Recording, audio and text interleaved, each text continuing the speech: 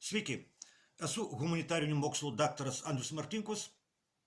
Tęsime mūsų pamastymus apie kintantį pasaulį ir apie Lietuvos valstybės, lietuvių tautos vietą šitame kintančiame pasaulyje. Dėkoju Juliui, Zitai, Vytautui ir Gintarui už kanalo parėmimą. Dėkoju už tai, kad žiūrite, už tai, kad prenumeruojate, už tai, kad komentuojate. Rytoj paskutinė 2025 metų diena. Eina į pabaigą pirmasis 21 amžiaus ketvirtis. Netrukus pradėsime kelionę link 21 amžiaus vidurio. Ko gero, ryškiausias 21 amžiaus pradžios įvykis buvo 2001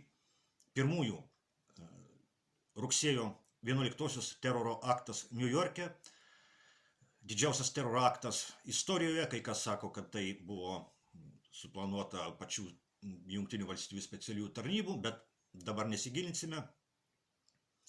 O 21 amžiaus pirmasis ketvirtis baigėsi tuo metu, kai Ukrainoje vyksta didžiausias karas Europoje po antrojo pasaulinio karo pabaigos. Buvo vilčių, kad praeinantis metai taps karo Ukrainoje pabaigos metais. Šitos viltis nebuvo tuščios, jos turėjo pagrindą. Ir tas pagrindas buvo valdžios Jungtinėse Amerikos valstijose pasikeitimas. Ir iš tikrųjų, Jungtinių valstijų prezidento Donaldo Trumpo administracija iš esmės pakeitė Jungtinių valstijų politiką Ukrainos karo atžvilgiu. Trumpas pripažino, kad karas Ukrainoje iš tikrųjų yra karas tarp Jungtinių valstijų ir Rusijos. Tai yra, Trumpas pripažino tai, ką Rusija skelbė nuo pat šio karo pradžios. Trumpas teigia, kad pagrindinis karo Ukrainoje kaltininkas yra jo pirmtakas Joe Bidenas. Trumpas teigia, kad jis nori šitą karą užbaigti. Ir iš tikrųjų, Trumpo administracija atnaujino tiesioginius kontaktus su Rusija. Rugpjūčio mėnesį įvyko Trumpo ir Putino susitikimas Aliaskoje. Putinas ir Trumpas kelis kartus ilgai kalbėjosi telefonu. Paskutinį kartą užvakar, gruodžio 28 dieną, prieš Trumpo susitikimą su Ukrainos režimo vadovu Vladimiru Zelenskiu Floridoje. Toks Jungtinių valstijų ir Rusijos tiesioginis bendravimas kelia didžiulį nepasitenkinimą tarp globalistų, kurių tvirtovė šiuo metu yra Europos Sąjunga ir tokios valstybių valdžios kaip Starmerio Didžiojoje Britanijoje, Makrono Prancūzijoje ir Merco Vokietijoje. Lietuvos režimas yra visiška globalistų marionetė, o Lietuvos režimo propaganda yra persmelkta neapykantos dabar jau ne tik Putinui ir Rusijai, bet ir Jungtinių valstijų prezidentui Trumpui. Būtent globalistai, kurių įrankis yra Ukrainos režimas, priešinasi Jungtinių valstijų ir Rusijos suartėjimui.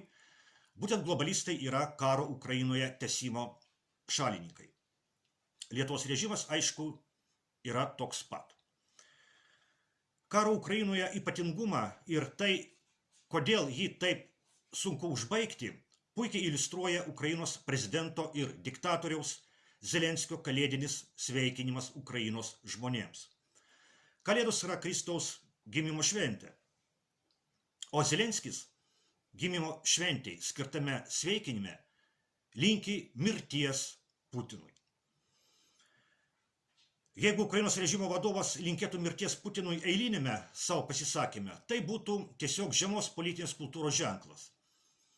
Sunku įsivaizduoti, kad Putinas viešai linkėtų mirties Zelenskiui.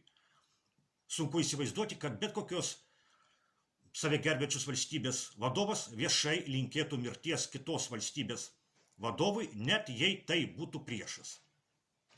Bet Zelenskis linki mirties Putinui ne eilinėje propagandinėje kalboje.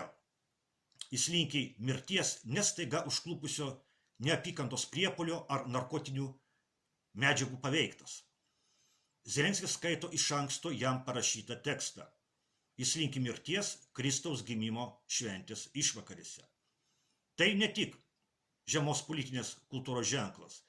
Tai daug gilesnis, tamsesnis ir baisesnis ženklas, paaiškinantis tai, kodėl karą Ukrainoje taip sunku sustabdyti. Kalėdų išvakarėse linkėdamas mirties Putinui, Zelenskis išreiškė ne tik savo širdies troškimą. Jis pasakė tai, ką daug kas galvoja, ko daug kas trokšta, bet nedrįsta pasakyti viešai.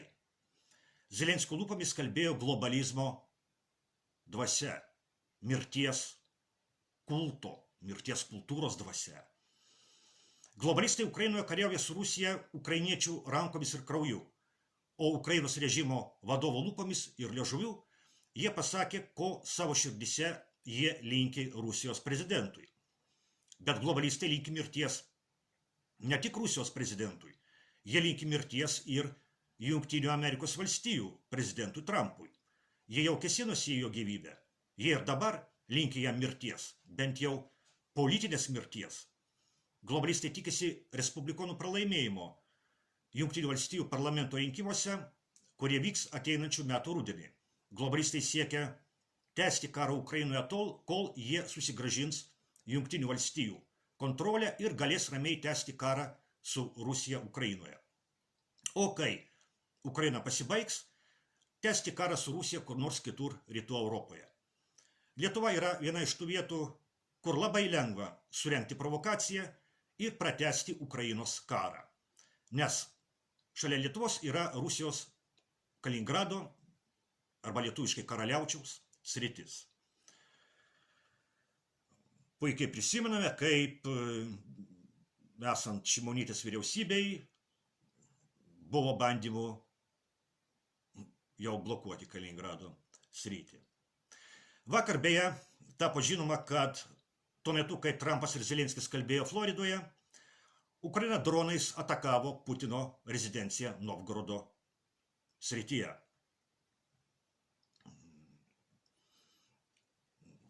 Zelenskis ne tik linki žodžiais mirties Putinui, bet ir bando tai padaryti. Na, Rusija pažadėjo atsakyti, atkeršyti.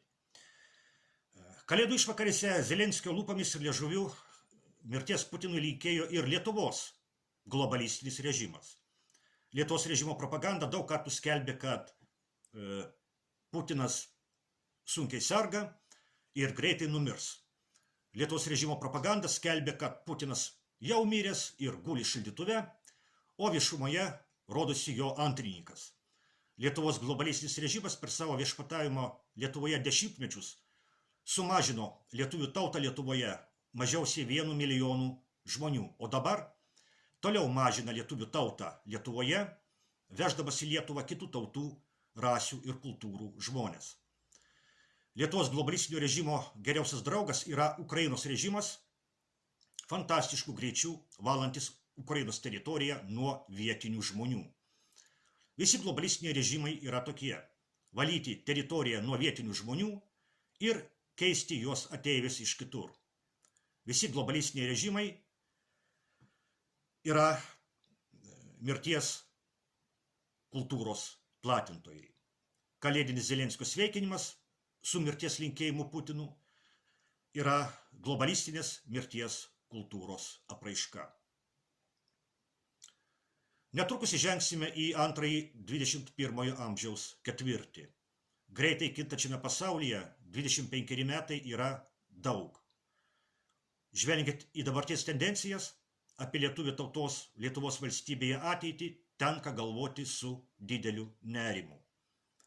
Kaip atrodys lietuvių tauta Lietuvoje po 25 metų? Jei viskas bus taip, kaip buvo pastaruosius 25 metus, manau, vaizdas bus liūdnas. Jei laimi globalistai, Lietuva pralaimi ir lietuvių tauta toliau nyksta. Bet artimiausia ateitis yra ateinantis 2026 metai. Gal jie pagaliau atneš taiką į Ukrainą, o mes susitiksime jau kitais metais. Linkiu visiems taikos ir Dievo palaimos.